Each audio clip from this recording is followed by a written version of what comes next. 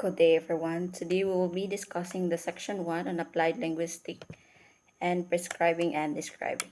So, in this discussion, we will explore what applied linguistics means, its importance in understanding how language is used in real life situations, and how it connects to language teaching and learning. We will also look into the concept of prescribing in language, which involves setting rules or standards for correct language use. By the end of our session, we aim to deepen our understanding of how applied linguistics guides both the describing and prescribing of language in academic and practical context. So, what is applied linguistics?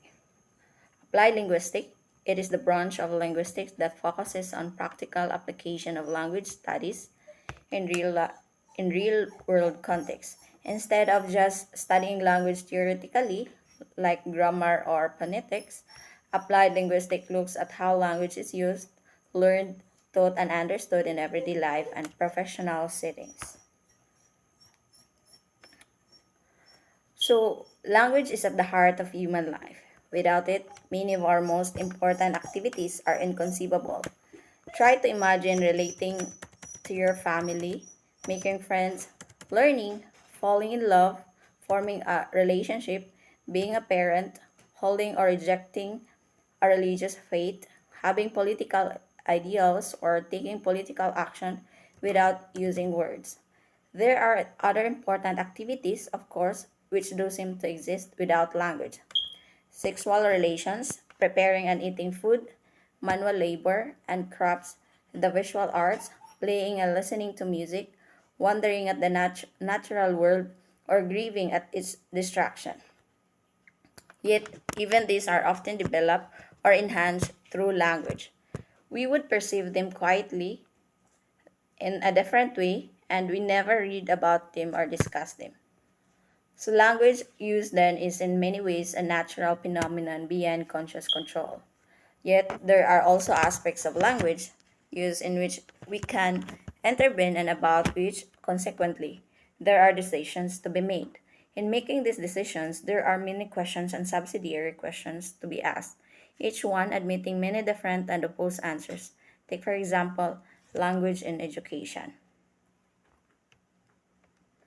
So, what language skills should children attain beyond basic literacy? So, and what is basic literacy anyway? Reading and writing or something more? Then we also have children speaking dialect be encouraged to maintain or stir towards a standard form of language.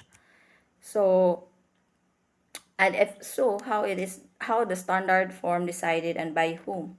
So, in communities with more than one language, which one should be used in schools? And does every child have a right to be educated in the language they use at home? Then we also have, should deaf children learn a sign language or a combination of lip reading and speaking? Or, and are sign languages as complex as spoken ones? Then we also have, should everyone learn foreign languages, and if so, which one or ones? Or, and what is the best way to learn and teach them? Then we also have, should every child study literature? And if so, should it be established works or more modern ones? And should they study just their own national literature or that of other countries? Such language issues, however, are by no means confined to the school. On the contrary, these educational dilemmas equal those of society at large. Language change, should this just be accepted as an inevitable fact, or should change be controlled in some way? Or some languages are dying out. Should that be prevented, and if so, how? Should the growth of English as the international lingua franca will be welcome or deplored? Is it better for people to learn each other languages or use translations? Or, and what is accurate or good translation? Could it ever be done by computer?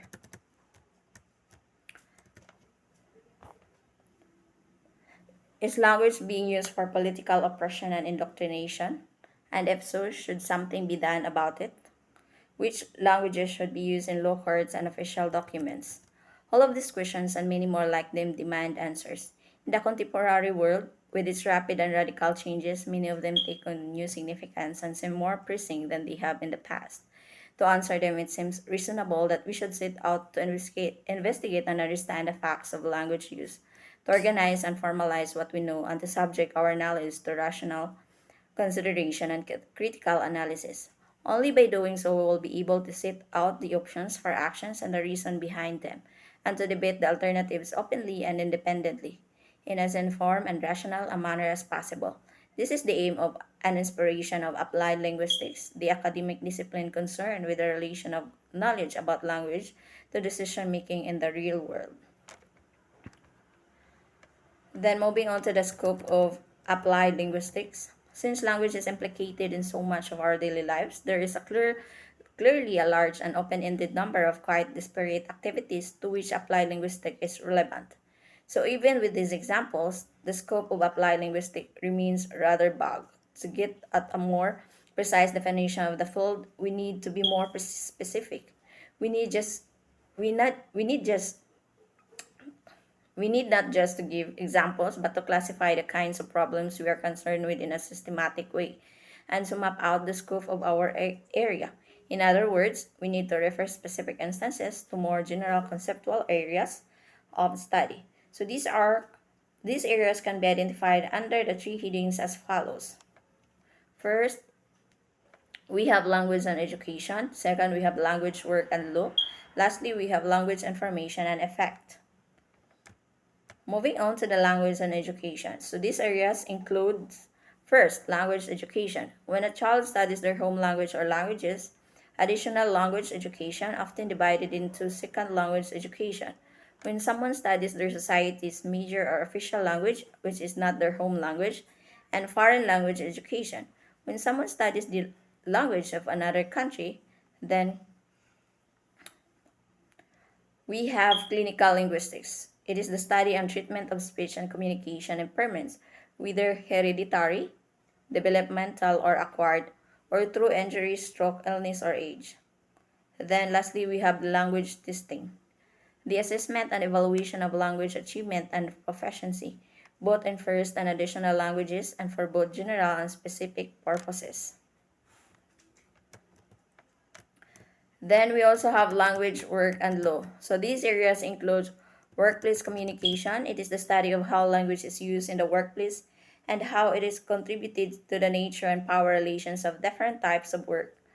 Then we also have language planning, the making of decisions, often supported by legislation, about the official status of languages under institutional use, including their use in education.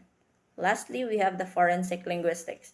So the deployment of linguistic evidence, criminal and other legal investigations, for example, to establish the authorship of a document or a profile of a speaker from a tape recording. Then we also have language information and effect. So these areas include literary stylistics. It is the study of the relationship between linguistics choices and effects in literature. We also have critical discourse analysis or CDA, the study of the relationship between linguistic choices and effects and persuasive uses of language, of how these indoctrine or manipulative, for example, in marketing and politics. So, and the counteracting of this through analysis. Lastly, we have the translation and interpretation. So the formulation of principles underlying the perceived equivalence between stretch of language and its translation and the practices of translating written and text and interpreting spoken languages. Then moving on to information design. The arrangement and presentation of written language, including issues relating to typography and layout, choices of medium and effective combination of language with other means of communication such as pictures and diagrams. Then we also have lexicography, the planning and compiling of both monolingual and bilingual dictionaries and other language reference works such as thesauri. Then all of these areas fall within our definition of applied linguistics and are claimed as areas of inquiry by organization and journals concerned within the discipline. Yet, in practice, some of them are more independent than others. Clinical linguistics and translation studies, in particular, are often regarded as independent disciplines. Among the others, some, such as the study of foreign language learning, are more active as areas of academic inquiry than others.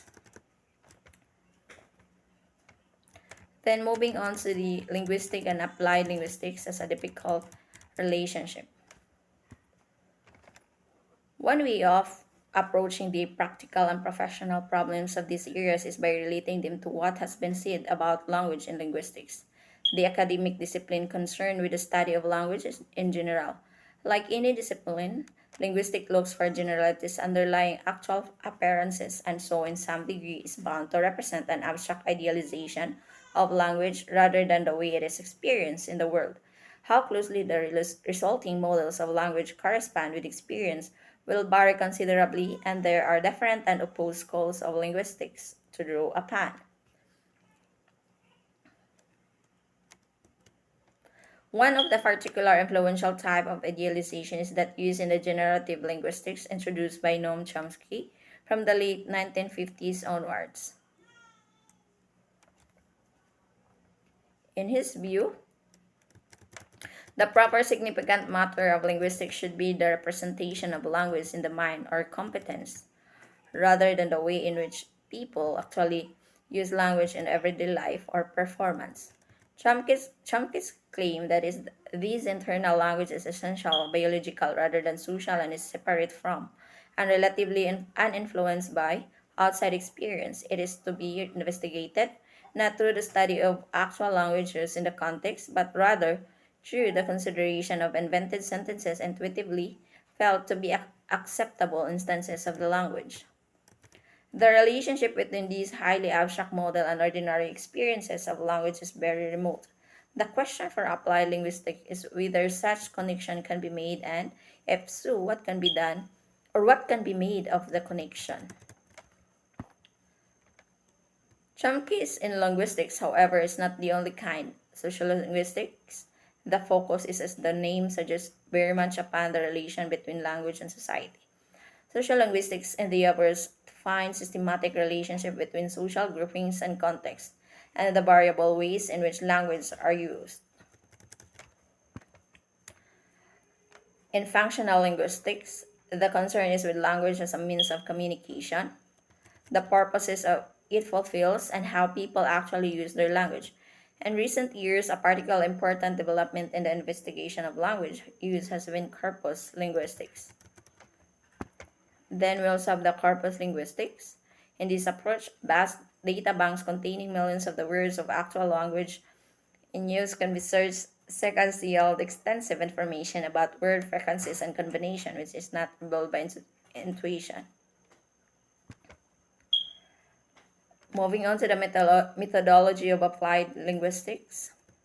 The methodology of applied linguistics must therefore be complex. It must refer to the findings and theories of linguistics, choosing among the different schools and approaches and making these theories relevant to the problem in hand. At the same time, it must be investigate and take into account the experience and needs of the people involved in the problem itself. It must then seek to relate these two perspectives to each other, attempting perhaps in the process to formulate or reformulate each, and it must undertake investigation and theorizing of its own. Then moving on to the prescribing and describing popular and academic views of correctness.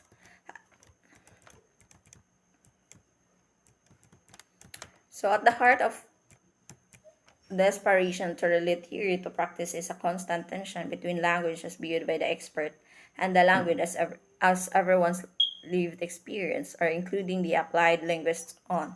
The two are by no means easily reconciled, and as in the other areas of academic inquiry affecting everyday life, are likely to be aggravated by any attempt to impose intensively an expert view which runs contrary to deeply held belief.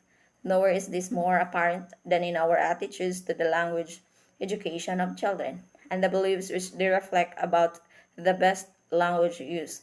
These provide a good illustration of the kind of problematic issues with which applied linguistics inquiry engages. Then moving on to the children's language at home and school. So children's language at home and school, as every parent knows, young children speak in the idiosyncratically. A child growing up in an English-speaking family, for example, might say "I brang it," even though everyone around them says "I brought it," to mean the same thing. Even when the child does say, I wrote it, they may still not pronounce the word as adults do. They might, for example, say, I wrote it. Parents, even the most anxious ones, are usually indulgent of such deviations. They are the staff of anecdotes and affectionate memories rather than serious concern. It is clear, after all, what the child is saying, and its most idiosyncrasies disappear of their own accord. Within the school context, by the far the most controversial aspect of the situation involves relationship of the standard form of the language, the dialects. The standard is generally used written communication, taught in schools and codified in dictionaries and grammar books. Dialects are regional social class varieties of the language which differ from the standard in pronunciation, grammar, and vocabulary, and are seldom written down at all. The teaching of the standard can be viewed in two quite contradictory ways. On the one hand, it can be seen as conferring an unfair advantage upon those children who already speak a variety close to it, while simultaneously denying the worth of the other dialects and damaging the heritage of those children who speak them. So, in education theory from the 1960s onwards, this ongoing debate has been further aggravated and complicated by the claim made by the educational sociologist Basil Bernstein that some social class variation indicate not only differences but deficits. In Bernstein's view, the language used in some sections of society is a restricted good which lacks the full resources of the more elaborative code of the standard. Not surprisingly, this view has been hotly contested by others who argue that all varieties are equal complex, functional, and expressive.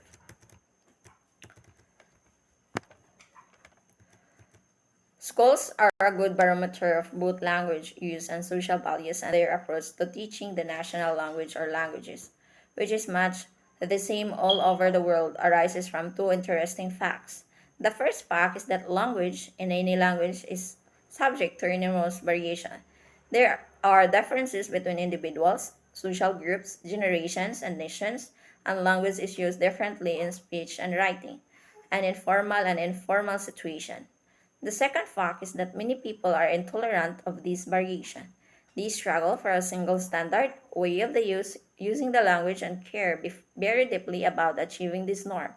This is why there is a general support for schools in their attempt to teach and standard form the language to all pupils, and why many people get so hot under the collar about anything they perceive as incorrect, whether it be the dropping of H at the beginning of words, failure to distinguish who from whom, or the use of new words such as flammable for inflammable. Moving on to the description versus prescription. Linguists tend to favor description or saying what does happen over prescription or saying what ought to happen, and argue that from a linguistics point of view, the standard is neither superior nor more stable than any other variety. To justify their views, they point to such facts as the following. First, we have if there was never any deviation from the norm, languages would never change. We would all still be saying wherefore are thou instead of why are you. Second, if a single standard was absolute and unassailable, then regional standards would never again have the same standing as a bad piece of schoolwork, and it would be incorrect to write color in Washington as in London. Dialects have their own consistent rule govern grammar every bit as complex and expressive as those of standards. The so-called double negative I didn't do nothing, for example, often castigated as a sloppy and illogical, it is used with consistency in certain dialects of English and equivalences it with objective description. But in taking this stance, they necessarily distance themselves from people's everyday experience of language can be found in the standard forms of other languages such as in Italian and in Russian. Then, the standard form of a language is often very similar to the usage of the most economical and political powerful class or region, for example, in southern England, in Britain, and Castile in Spain. It can be regarded as a dominant dialect, which, for political rather than linguistic reason, has been elevated and codified. Consequently, when the balance of power changes, so does the notion of the standard. The emergence of American English as an alternative standard to British English is a textbook example. Next, we have the grammar of written languages differs considerably from that of speech, even among the speakers whose various variety is closest to the standard, and writing carries more prestige and authority. As the standard is often the only form of the language used in writing, what often happens in debates about correctness is that written forms, for example, whom do you want, are imposed rather self consciously on speech. Then we have lastly, some supposedly correct forms have been invented and imposed by grammarians through analogy with another language. Probably the best known example in English is the claim based on a rule imported from Latin that one should say this this is I instead of this is me. While all of these arguments appear to have kind of relentless logic to them, they depend on the detachment from social reality and are very much at odds with a deeply felt public view of language. It is all very well to say that, linguistically speaking, correctness is not a valid concept, but to many people, deciding what counts as correct is the single most important issue about their language, and for linguistics, the discipline which claims to study language. To refuse to engage with this debate is perceived as base incomprehensible and at worst subversive and perverse. Then we also have an applied linguistic perspective. So the arguments on both sides, however, are not easily influenced either by appeals to logic or to evidence. This is because adherence to one side or the other is often as much emotional and ideological as rational. Descriptivists, on the other hand, are passionate believers in an objective science of language. Heretic prescriptives is at on stake to the other feeling that their very identity and have an equally strong desire to impose conformity. Given the incompatibility of two views, it is unrealistic that people holding either will simply make way for the other. To make any headway, applied linguistics has the very difficult task of trying to find points of contract in the contrary views so that necessary decision can be made.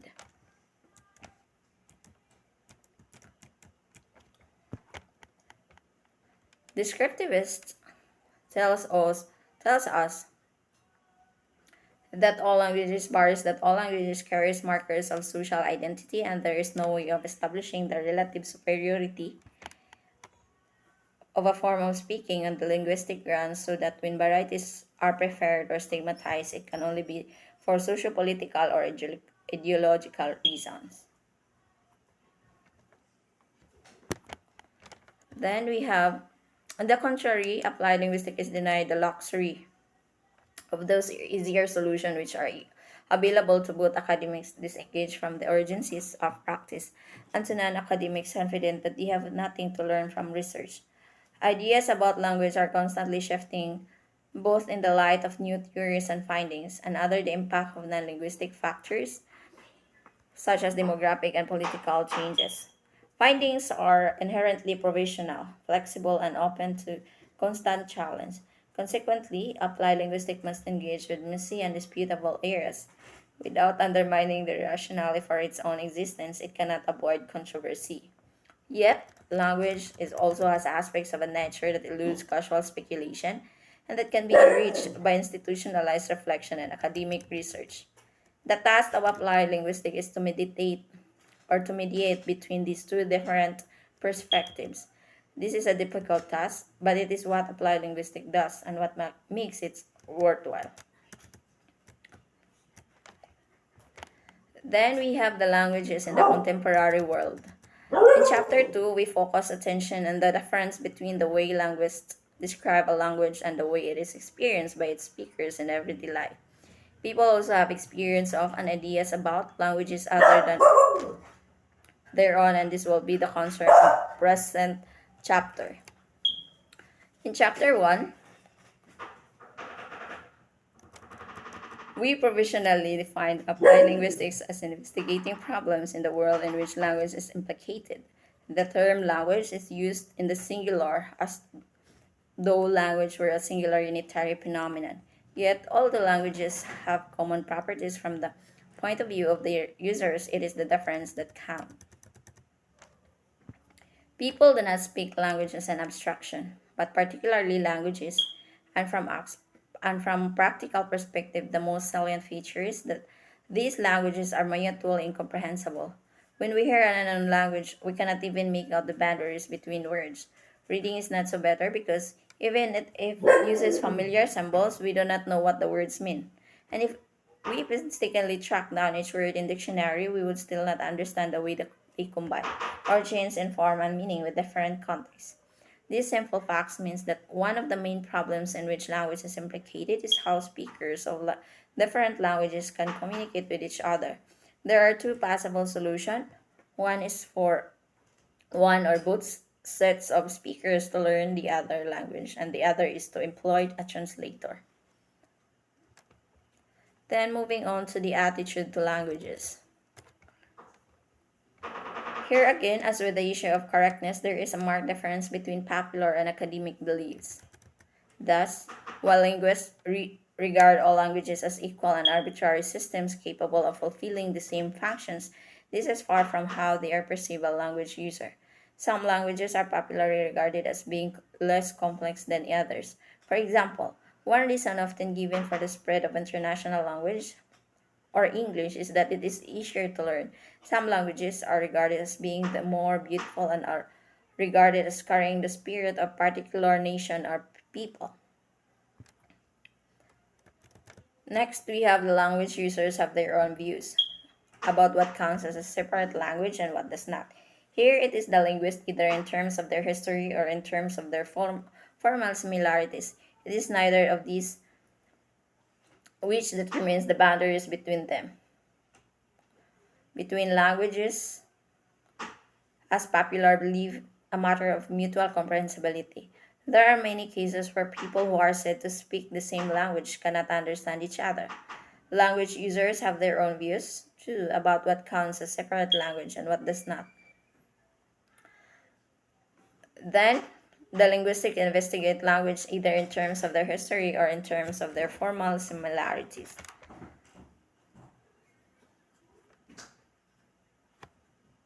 So, the language of nation boundaries and relationship. In addition to academic linguistic and popular approaches, there are two ways in which languages can be compared, both of which are of particular importance in the contemporary world. These are by numbers of speakers and by geographical distributions. While the world's largest languages, such as Chinese, English, Hindi, Spanish, and Arabic, have hundreds of millions of speakers and are frequently used beyond their homelands, the majority of the world's languages are much smaller, some with only a few hundred speakers. Smaller languages are confirmed or confined to restricted areas and specific ethnic groups and are often vulnerable. In those nations which have spread their language beyond their own borders, the result has often been a multiplication rather than a reduction of the language within them. In the aftermath of empire, the capitals of the larger European nations, the most adamant exponents of monolingualism, have become of the most multilingual places on earth. Take, for example, a survey of London primary schools in 2000 revealed that a total of 350 home languages are used by London school children. Despite the efforts of nation builders then, the monolingual state remains a myth. All nations have substantial linguistic groups within their borders, making cross linguistic communication an international as well as an international affair. On a personal level, this means that many individuals, perhaps even majority of the world's population, are bilingual or multilingual. They must change a tongue to go to work or school, to speak to elderly relatives, or deal with bureaucracy, making this code switching a salient and significant part of their daily experience. In Africa, for example, it is common to switch between a small local language, a dominant regional language, a former colonial language such as French, English, and Portuguese. Moving on to the growth of English. In recent years, the growth of English has been further accelerated by a startling expansion in the quantity and speed of international communication. The rise of The rise of international corporations like link to expanding US power and influence ensures an ever increasing use of English in business. This new situation means that for a large proportion of the world's population, the learning and use of English as an additional language is both a major language need, often one upon which their livelihoods depends, and also one of the salient language experiences of their lives. In addition, both non-native and native speakers are involved in teaching English as a foreign language or TEFL as a teachers, planners, administrators, publishers, and testers. Professional, for this reason alone, the teaching and learning of English has generated tremendous personal, political, academic, and commercial interest, accompanied both as cause and effect by globalization and virtually unchallenged US military and economic ascendancy. The growth of English raises important concerns about the dangers of linguistic and cultural homogeneity. Moving on to the English and Englishes. This growth of English, however, also has some paradoxical consequences. Far from automatically extending the authority of English native speaker, it raises considerable doubts about whose language English is and how judgment about it can be made. It may even, as we shall say shortly, make us reconsider not only our definition of English native speaker, but also whether this term is significant in establishing norms for the language as is usually supposed. Few people nowadays would question the legitimacy of different standard Englishes for countries where it is the majority language. We talk standard American language, American English, Standard Australian English, Standard New Zealand English, and so on, still contested by some. However, is the validity of standards for the countries where, although English may be a substantial or official language, it is not that of the majority. Thus, there is still opposition, even without the countries themselves, to the notion of Indian English, Singapore English, or Nigerian English. Far more continuous, however, it is the possibility that as English becomes more and more widely used, recognized varieties might emerge even in places where there is no national native speaker population or official status. Could we in the future be talking about Dutch English or Chinese English or Mexican English? So, take for example the Indian scholar.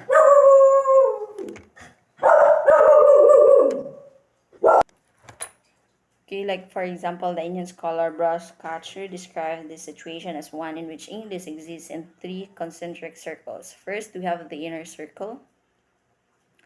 Then we also have the inner circle or the predominantly English speaking countries, the outer circle or the former colonies where English as a as an official language, and then the expanding circle where although English is neither an official nor a former colonial language, it is increasingly part of many people's daily lives.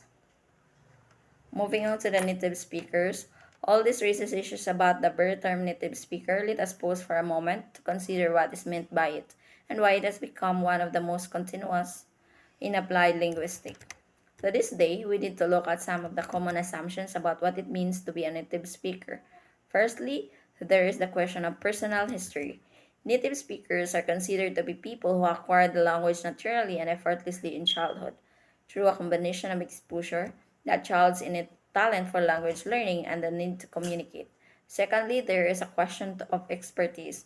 Native speakers are seen as people who use the language or variety of it correctly and have insight into what it is or it is not acceptable. Thirdly, there is a question of knowledge and loyalty to communities, loyalty to community which uses the language. Here it is important to take stock of this aspect of language proficiency which the traditional definition of the native speaker does not include. Firstly, it says about proficiency writing, but only about proficiency in speech. Indeed, some native speakers are illiterate and many of those who can write do so inaccurately. Second, we have the native speaker's knowledge of the language is implicit rather than explicit. He or she uses the rules correctly, in other words, but cannot necessarily explain them.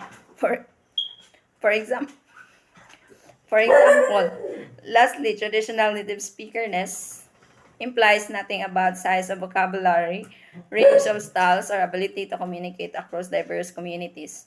In all of these aspects of proficiency, it is quite common to find that the experts of the non-native speakers exceeds that of many native speakers.